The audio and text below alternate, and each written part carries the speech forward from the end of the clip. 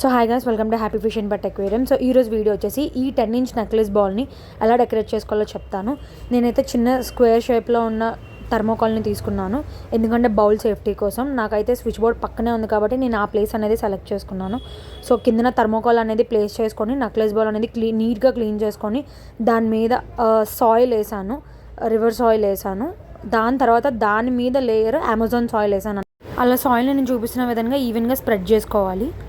నా దగ్గర ఉన్న 2-pot ప్లాంట్స్ని తీసుకున్నాను, వాటి పేర్లు డిస్ప్లే మీద ఇస్తున్నాను.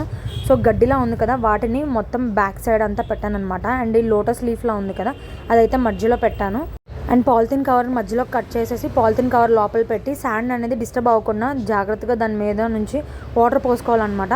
అది అమెజాన్ సాయిల్ కాబట్టి స్టార్టింగ్ మీకు ఇలా చెత్తలాగే ఉంటుంది. చూసారు కదా ఎంత స్మోకీగా ఉందో. సో నేను ఇలా చిన్న హౌస్ టాయ్ తీసుకున్నాను.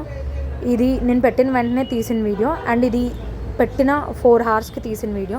ఇంకా లైట్ స్మోకీగానే ఉంది. ఈ స్మోకీనెస్ పోవడానికి ఇంకొంచెం టైం పడుతుంది. అది నెక్స్ట్ వీడియోలో నేను మీకు అది ఎలా ఉందో చూపిస్తాను.